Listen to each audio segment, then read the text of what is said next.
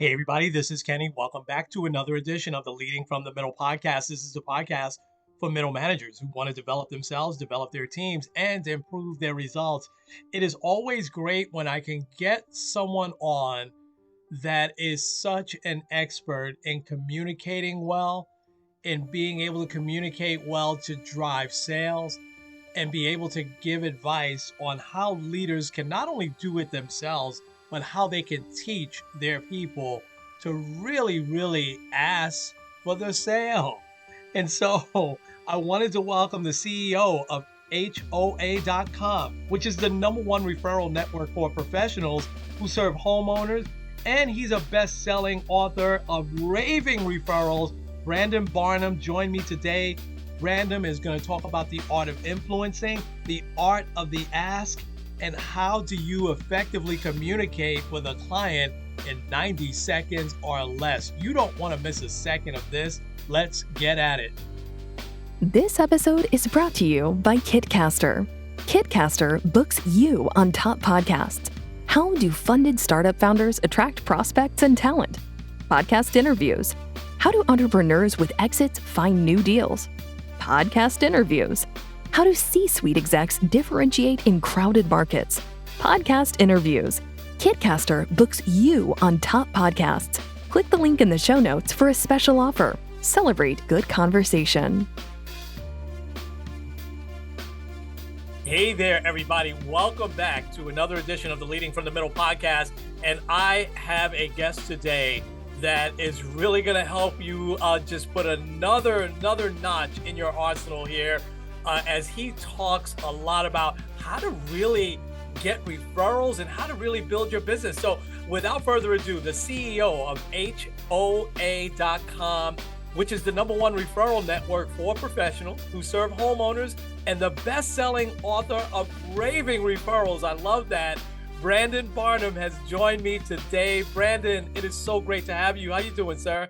Oh, Kenny, I'm blessed beyond belief. Thank you for having me. Oh, man, that is so awesome. I really want to hear your backstory first. You've got an amazing story that has really led you to this success, but then have led you to really pass this on to others. So tell us your backstory and what's led you to do what you're doing today. Oh, thank you, Kenny. It all started, I was a kid in my 20s in college, and I found out you don't have to be married to have a child. And so I had a kid in college and then got custody when I was 24. And so after school, I was working as a marketing director for an estate planning law firm, and I found out I couldn't afford my mortgage payment and daycare. And I found out because my mortgage company kept sending me my checks back with NSF on it, insufficient funds. And so Lord. Yeah. I had to make a change. I got in the mortgage business, and in 18 months, I had somebody mentor me, and I was able to 10x my income from $20,000 a year to $200,000 a year using the power of Raving Referrals. So that's really where it all started. Wow. Okay. So then I got to hear more because I really love the art of the ask. And while I think I have a good idea of it because I'm going to get your book, tell us about that and tell us how leaders can really start to grow their business using some of your principles. Yeah, absolutely. The reality is that most people feel uncomfortable asking for referrals. And quite frankly, most people feel uncomfortable getting asked for referrals unless you do it the right way. So we make it easy. It's a 3-step process. It's step 1, set the stage. Step 2, listen for the referral triggers. And step 3, you ASK to GET. So let me unpack that for you. So when you're first meeting with somebody, and if you're a middle manager, you've got a group of people that are working for you, you want to make sure that you're integrating referrals into your business, into your practice, right? And it could be, even if you're in a retail environment, you want your frontline workers to be delivering that wow experience to your customers so that they want to tell everybody about you and become raving fans. So what we recommend, especially in the services business, is that what you want to say to that person when you're to set the stage is say, listen, before I let you go, we are so committed to just wowing our clients and customers that once we've delivered a wow experience for you, I'd love to ask you for referrals at a later date. Would that be okay? Okay. Now, the beauty of this is you're not putting them on the spot. You're not saying, hey, is there somebody right now you can refer me to? Now, that happens sometimes when you set the stage, that happens organically. People are like, I've got a sister, a neighbor, a coworker that could use you right now. Mm-hmm. But really, you're just setting the stage and you're telling them, I'm committed to delivering an amazing experience for you. Mm. Now, that's step one. You've set the stage. Now you listen for the referral triggers, and that's basically any kind of expression of appreciation. Oh, thank you so much. Wow, this looks so good. You helped me save so much money, save so much time. Whatever that is, you're listening for them to basically say, wow, Kenny, this is amazing. I'm so happy that I bought from you. Mm-hmm. And then you're going to ASK to GET. Kenny, I'm so glad to hear that. Remember when we first met, I mentioned to you, I love helping clients like you get this kind of a result. Mm-hmm. Mm-hmm. Well, I would love to help the people that you care about do the same. So, who do you know that? And that's where you want to insert your perfect prospect, right? Wherever that person looks like, how you define them. Are there others that you know that we can help get this same result? Mm. So that's really it. Set the stage, listen for the referral triggers, and then ASK to GET. I love that. I love that, and it makes so much sense, Brandon. Brandon, how has social media played in this over the years? Like, how is this? I'm sure you've seen some evolution in asking for referrals. In my days at Sprint and T-Mobile, man, we used to just ask for, hey, give me 3 names right now. We never really did what you just said, which makes so much sense. And in follow-up calls and things like that. But how is social media now changed in that way? Do you ask people to, post things for you? How has that changed and evolved over time? It's been a major game changer, but we're really taking the same principles and practices and then just applying them in a public forum. Mhm. Like when I got started in the mortgage business, we had to use email back then. So I would send an email newsletter and I would thank and recognize the people that had given me referrals, the realtors, the insurance agents, the financial planners. And I did it for 2 reasons. Number one, I really wanted to thank and acknowledge and celebrate them. And number two, it was social proof, Mhm. right? Because I knew what would happen is other realtors that were on my list would see that Norma Reardon or Dana Barry had given me referrals, and they're like, oh, okay, so if Dana trusts Brandon, I can too. Mm. That's social proof, and that's really what social media allows you to do. Mhm. In my experience, people don't thank those that refer them enough.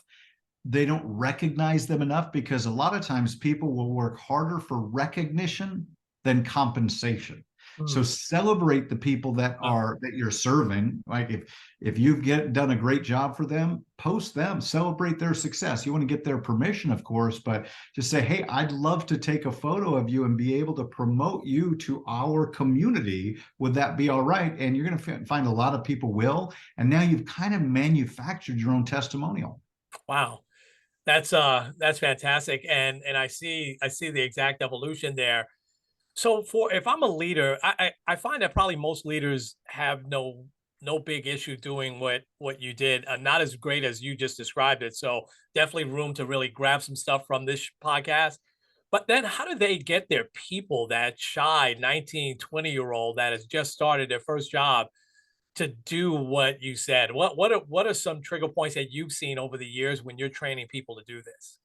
Well, it's really training and automation, and we teach to automate the ask, right? Have your systems do a lot of the asking for you so that you don't have to put that 19 or 20-year-old in that uncomfortable position because your follow-up funnels are asking. You add that into your receipts, you add that onto your website in your email sequences, and that way you're seeding that with your clients and customers and asking all the time. But then it comes down to training, just like you said, Kenny. Yeah. It's Mhm. helping them understand that you're not selling, you're serving. And this is a big mind shift. People feel uncomfortable selling, but they love to serve. And Mm. so when you just reframe it for your employees and your team and help them understand that the best thing you can do for them is to help them help other people, now it's a win-win-win scenario. Oh, no doubt. I love that. You're serving, not selling. That's a great mind shift, and you're right. If it's part of just your whole package, right from the beginning, right from the start, it makes it that much easier. It's got to be part of your culture, right? You Yes, really have to yes, ingrain this into your team. And yes. at HOA.com, I tell my team all the time, I said, the thing I love about our business is that we help people, Mhm. right? We serve the business professionals, right? The realtors, mortgage lender, insurance agent, financial planner, painter, plumber, all those people, we help them serve homeowners more effectively. So Mm. when you teach your clients, your teammates, really, that you're helping people help people, that's a beautiful place to be. Absolutely, and that also is a shift. Just adding that in, not only you're helping people, you're helping people help people. I love that. Brandon, tell us a little bit more about influencer marketing. What does that mean? Well, definitely in social media, but one of the things that I've found that's made the biggest impact for me personally and professionally is partnering with influencers. So we always look to influence influencers. Just today, I was on with a new partner that we've created in the credit repair space, and they are literally, because of the alignment and the fit, they're taking our program and they are evangelizing out there in the marketplace. Right now, they serve the same perfect prospects that we do. They serve mortgage lenders and real estate agents, and then they serve homeowners. Well, that's who we serve. So we create a partnership that's win-win. We promote them, they promote us, and we all add more value together. So look at who is serving your client base, your customer base. Who has the ear, who has the mind share, and is seen as a leader, a follower, or an influencer, and add as much value to those people as you can. Hmm. Wow. It makes perfect sense, right? Because you're using somebody that has already mastered those skills, right, of influencing, and that's fantastic. I We're love. doing, Kenny, we're doing it right now. Yeah, You yeah, you are a yeah, leader, yeah, leading leaders. yes. The reason I said yes and it was so excited to come on to your podcast here is because I'm committed to making the biggest impact possible. Some people focus on the income. I believe income is a factor of impact. And so when I saw what you're doing and the message that you're delivering and the people that you're empowering and impacting, I said, yeah, that's a man I want to talk to. Wow. Thank you. Yeah, absolutely, absolutely. I love this, and I want you to go through this because I think this was fantastic. And I'm going to ask you a question after you go through it. But you talk about effectively communicating with a client in 90 seconds. Uh, Yeah. in our fast-paced world, man, it's so important to do that. So, talk to us about that. What did you mean? Well, so I have a little magic trick, and that magic trick is a system called Bank. It's bank code. It's a personality system where I can understand exactly how the other person thinks. Now, you might be familiar with systems like DISC or MBTI or any of those other Yeah. personality systems. It's similar, except it's different. And it's different because I can use it in the real world. I can hand somebody these four cards and say, do you want to see a magic trick? And Kenny, if I say, do you want to see a magic trick? What do you think they say? Yes. Of course, Of course. right? Yeah. Well, yeah, tell me, show me more. So then I hand them these four cards, and each of the cards is a personality style. This is blueprint, this is knowledge, nurturing, and action. Okay. So all of us are made of these four personalities. Usually I'll hand the cards to somebody and I'll say, do me a favor, sort the cards in the order of what's most like you to least like you.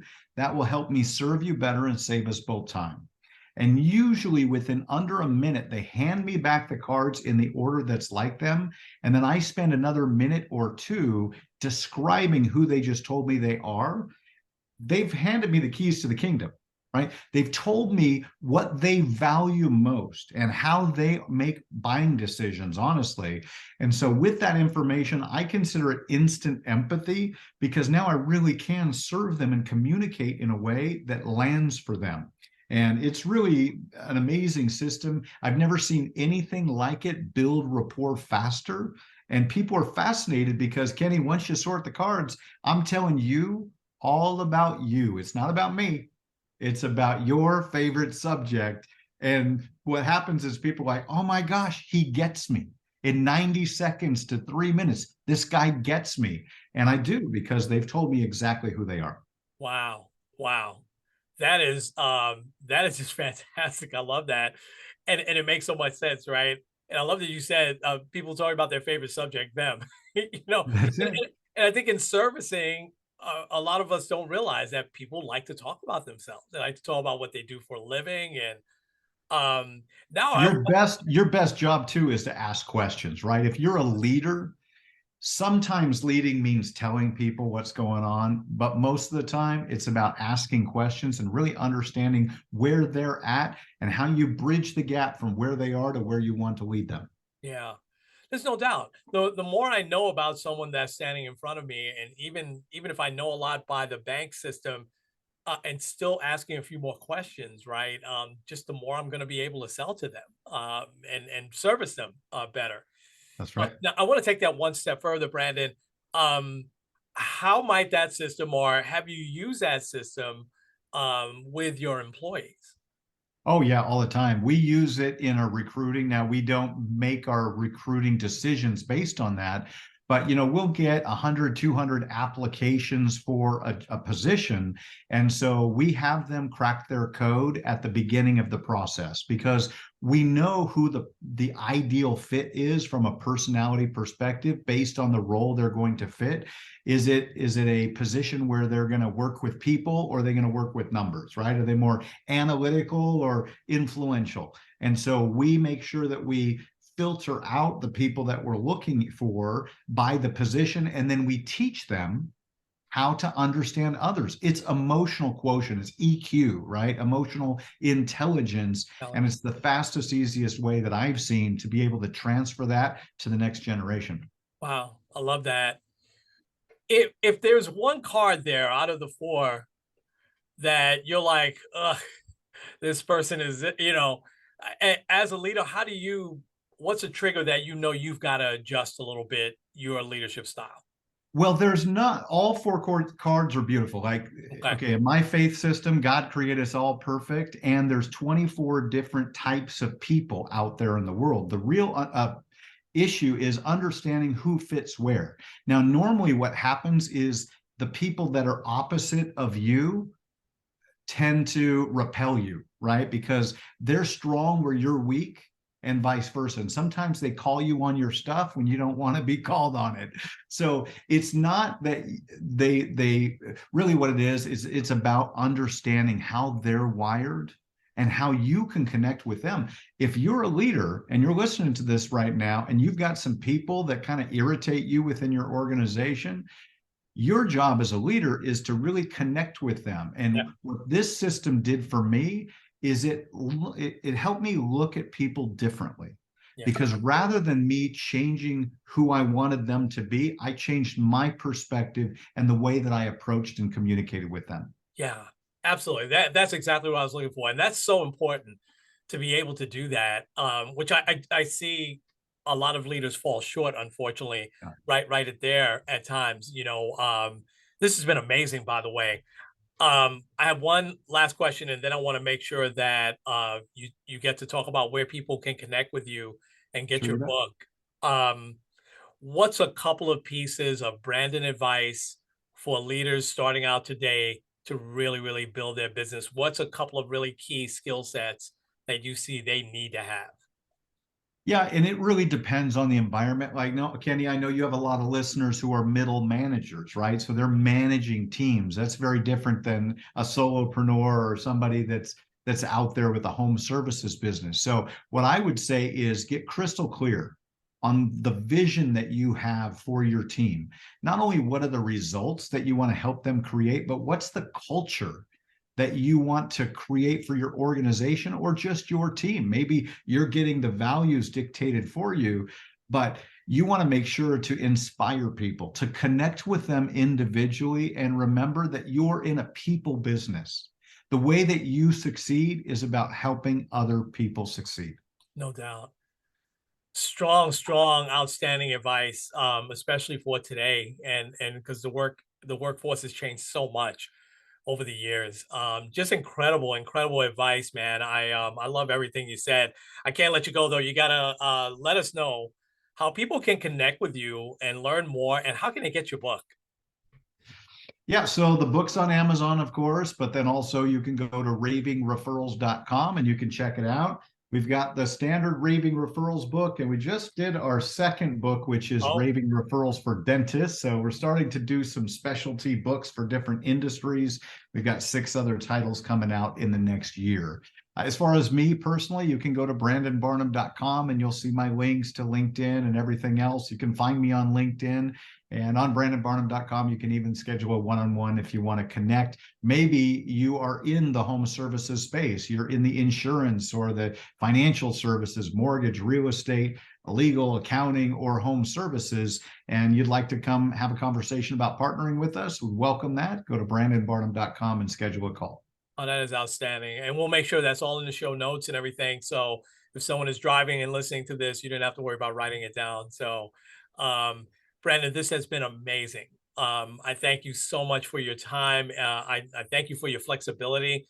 And I know that you've got to, connect with someone else in just a few minutes. So I want to really thank you again for what great knowledge drop that you had, and just some great stuff. And I hope people take the time to listen as well as then connect with you after. Well, thank you, Kenny. And I want to acknowledge you for your leadership, right? Thank Because it takes something to be able to put yourself out there and to take a stand to empower other people. So thank you for what you're doing, man. It's making a difference more than you know. Yeah. Oh, thank you, man. I needed to hear that. Thank you. Thank you so much. Um, Well, that's leadership, right? We yeah, lift each other up and we help people absolutely. feel great. And that's part of your job as a leader, is to inspire and then also to celebrate the great work that your team's doing. Oh, no question. Thank you so much, Brandon. We'll leave it there, folks. This has been Kenny and Brandon. Brandon, this has been the Leading from the Middle podcast. We'll talk to you real soon.